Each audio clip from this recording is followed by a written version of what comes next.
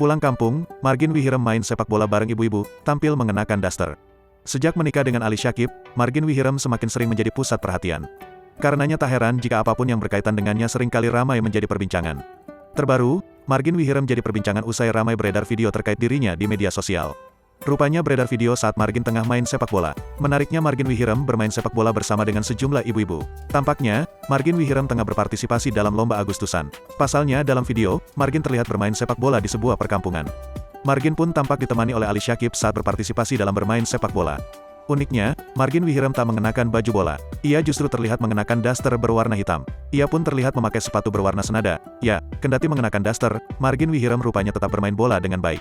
Pasalnya ia terlihat lincah berlarian mengejar bola bersama ibu-ibu lain. Sementara itu, warga sekitar tampak antusias menonton.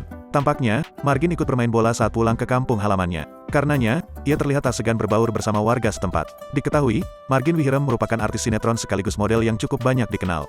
Ia kemudian semakin ramai dikenal publik usai menikah dengan Ali Syakib pada tanggal 6 Februari tahun 2021 lalu. Dari pernikahannya itu, ia dikaruniai seorang buah hati. Margin diketahui memiliki anak perempuan dengan Ali Syakib yang diberi nama Guzelim Araceli Ali Syakib.